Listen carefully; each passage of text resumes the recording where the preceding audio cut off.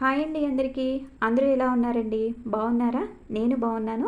మీరందరూ కూడా ఆనందంగా, ఆరోగ్యంగా, హ్యాపీగా ఉండాలని మనస్ఫూర్తిగా కోరుకుంటూ welcome back to our channel SSV హరివిల్లు. ఈరోజు మన వీడియోలో హనుమ జయంతి ఎప్పుడు, అలాగే పూజ ఎలా చేసుకోవాలి, ఇంకా క్లియర్గా స్వామివారి యొక్క జన్మ రహస్యం గురించి చిన్న కథ రూపంలో మీకు తెలియజేద్దాం అనుకుంటున్నానండి. వీడియో ఎక్కడా మిస్ అవ్వకుండా ఎండింగ్ వరకు చూడండి. మీకు ఈ వీడియో కనుక నచ్చినట్లయితే లైక్ చేయండి, షేర్ చేయండి, సబ్స్క్రైబ్ చేయటం మాత్రం మర్చిపోవద్దండి.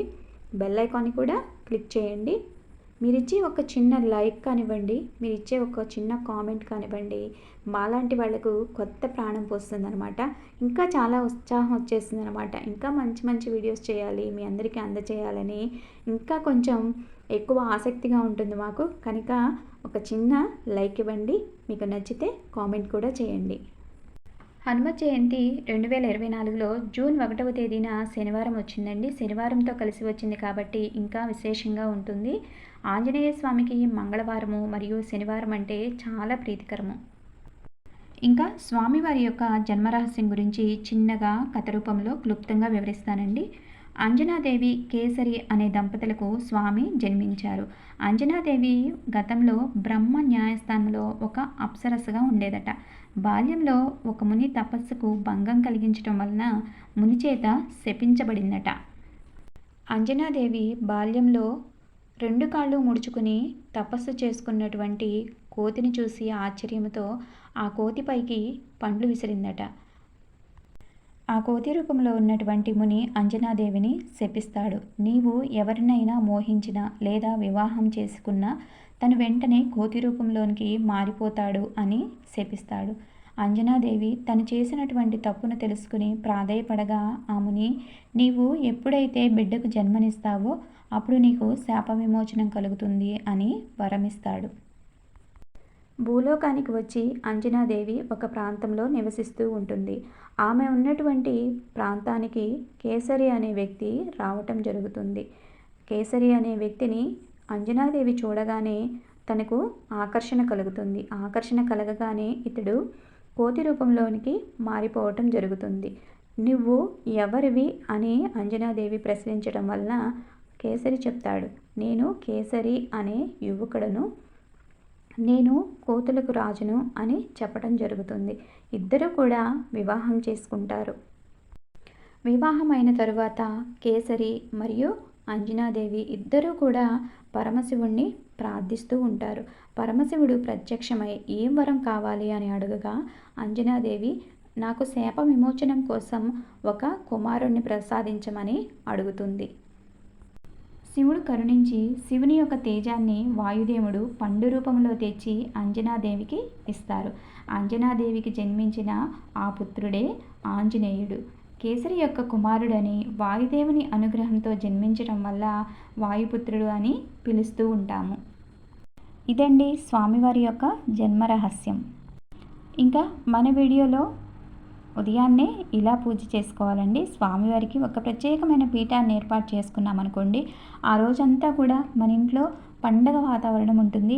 ఎటువైపు మనం తిరుగుతున్నా కూడా స్వామి మన వైపు చూస్తున్నట్టుగా చాలా అందంగా నిండుగా ఉంటారనమాట స్వామి. వీలైన వాళ్ళు చక్కగా ఇలా ఒక పీఠాన్ని ఏర్పాటు చేసుకుని స్వామివారి చిత్రపటాన్ని పెట్టుకుని చక్కగా పూజ చేసుకోవచ్చు. శనిదేవునికి కూడా ఇష్టమైన రోజు శనివారం. ఈ శనివారం హనుమ జయంతి కనుక మనం ఇంట్లో కానీ దేవాలయంలో కానీ ఆంజనేయ స్వామిని మంచిది. ఆంజనేయ స్వామిని పూజించడం వల్ల బాధలు తొలగిపోతాయండి. ముఖ్యంగా ఈ రోజున నువ్వుల నూనెతో దీపారాధన చేసుకోవాలి. శనిదేవుని ప్రభావం వల్ల చాలామంది మానసికంగా ప్రశాంతత లేకుండా ఎన్నో రకరకాలైనటువంటి సమస్యలను ఎదుర్కొంటూ ఉంటారు.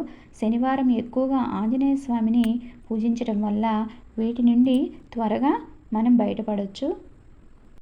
మనం ఏ పూజ చేసినా కూడా ముందు గణపతికి పూజ చేయాలండి. గణపతికి ధూపదీప నైవేద్యాలు సమర్పించిన తరువాతనే ఆంజనేయ స్వామికి పూజ చేసుకోవాలి. ఈ రోజున అంటే హనుమ జయంతి రోజున ముఖ్యంగా మనకు కావాల్సింది సింధూరం అండి. ఇలా సింధూరంతో చక్కగా తమలపాకులపైన శ్రీరామ జయ రామ జయ జయ రామ అంటూ రాసుకుని చక్కగా ఒక్కొక్క ఆకును స్వామివారి ముందు పెట్టుకుంటూ మనం స్వామిని ప్రార్థించామనుకోండి, విశేషమైనటువంటి ఫలితంని మనం పొందొచ్చు. తీవ్రమైనటువంటి కష్టంలో ఉండి భయంతో కిందకి కూరుకుపోతున్నట్టుగా మనకు గనక అనిపించినట్లయితే స్వామిని నమ్ముకుని 5 మంగళవారాలు కానివ్వండి, 5 సోమవారాలు కానివ్వండి, లేదా 9, 11 ఇలా వారాలు స్వామివారి ముందు సంకల్పం చెప్పుకొని ఇలా వారాలు చేస్తూ ఉన్నారనుకోండి, మనకున్నటువంటి సమస్య ఇట్టే తొలగిపోతుంది. సంతానం లేనివారు 41 రోజులు నియమనిష్టలతో ఉండి స్వామిని భక్తి శ్రద్ధలతో పూజించి స్వామికి రోజు ఒక పండుని నైవేద్యంగా పెట్టి ఆ పండును స్వీకరించినట్లయితే త్వరగా సంతాన ప్రాప్తి కలుగుతుందని మన పెద్దవాళ్ళు చెప్తూ ఉంటారు. ఆంజనేయ స్వామిని పూజించటం వల్ల మాటలు సరిగా రానటువంటి పిల్లలకు చక్కగా మాటలు వస్తాయి, భయం పోతుంది, మంచి ఆరోగ్యం కూడా ఉంటుంది, శనిపీడలు కూడా హరించుకుపోతాయి. మన కోరికలు తీరాలి అంటే స్వామిని మనం తమలపాకులతో పూజించాలండి. ఎక్కడైతే రామయ్య తండ్రిని మనం పూజిస్తామో అక్కడకు ఆంజనేయ స్వామి వచ్చి కన్నీళ్లు కారుస్తూ చేతులు 2 జోడించి రామ రామ అంటూ జపం చేస్తూ ఉంటారు.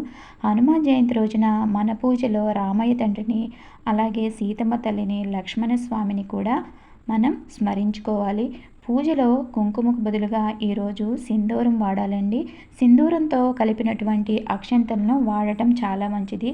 హనుమాన్ చాలీసా 11 సార్లు చదువుతూ స్వామివారికి తమలపాకులతో పూజ చేయటం చాలా మంచిది.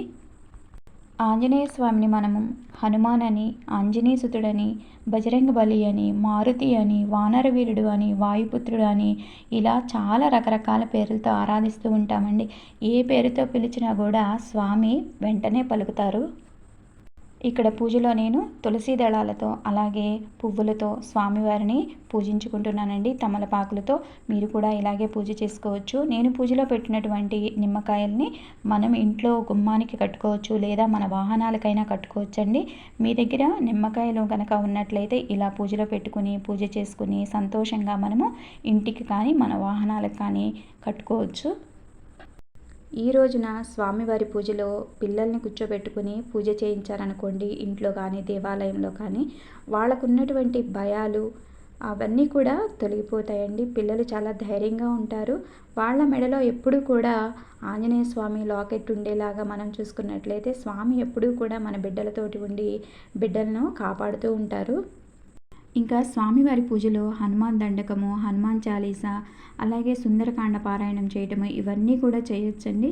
ఇక్కడ నాకు ఒక సంతోషకరమైనటువంటి విషయం ఒకటి జరిగిందండి. ఇక్కడ మీకు చూపిస్తాను చూడండి. కొబ్బరికాయని నేను పూజ చేసేటప్పుడు ఇలా కొట్టినప్పుడు నాకు పువ్వు వచ్చిందండి. పువ్వు వస్తే చాలా మంచిగా హ్యాపీగా అనిపించింది. ఎందుకంటే శుభసూచకంగా నాకు అనిపించింది అనమాట. నాకు చాలా సంతోషంగా అనిపించింది. మీకు ఎలా అనిపించింది నాకు కామెంట్స్లో షేర్ చేసుకోండి. ఇక్కడ స్వామివారికి ప్రసాదంగా చలిమిడి, వడపప్పు, పానకము అలాగే అప్పాలు, చిట్టిగారెలు, చిట్టిబూరెలు ఇవన్నీ కూడా నైవేద్యంగా చేసుకొని స్వామివారికి సమర్పించుకోవచ్చండి.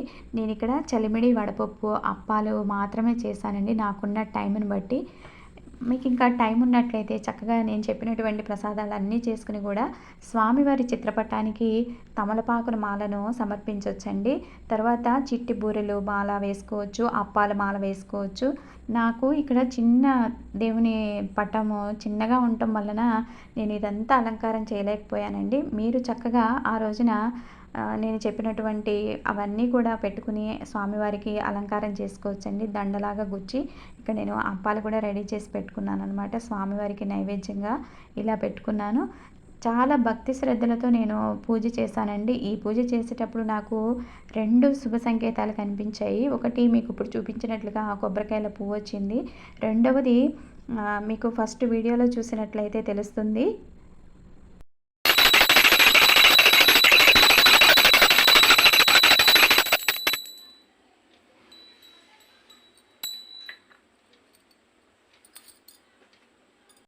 ఇదిగోనండి ఇలా స్వామివారి దగ్గర నుంచి పువ్వు కింద పడిందనమాట. పూజ అంతా అయిన తర్వాత ఒకసారి నేను వీడియో తీసుకునేటప్పుడు నేను వీడియో తీసే టైంకి అలా పడిందనమాట. చాలా సంతోషంగా హ్యాపీగా ఫీల్ అయ్యాను. ఇది మీతో కూడా షేర్ చేసుకుందామని ఈ క్లిప్పింగ్ కూడా యాడ్ చేశానండి. ఇవి 2 కూడా నాకు ఈ పూజలో శుభసూచకంగా అనిపించాయండి. చాలా హ్యాపీగా అనిపించింది. కొబ్బరికాయలో పువ్వు వచ్చినా ఆనందమేనండి. అలాగే పూజ చేసుకున్నప్పుడు స్వామివారి దగ్గర నుంచి, అమ్మవారి దగ్గర నుంచి ఎప్పుడైనా పువ్వు పడినా కూడా చాలా సంతోషంగా, హ్యాపీగా ఫీల్ అయిపోతూ ఉంటానండి. నాకులాగా మీరు కూడా అలాగే ఉంటారా? కామెంట్స్‌లో తెలియచేయండి. థ్యాంక్ యూ ఫర్ వాచింగ్ అండి. మీ అందరికీ ఉపయోగపడేటటువంటి మరొక మంచి వీడియోతో మళ్ళీ కలుస్తాను. మీ శిల్పా సుధాకర్.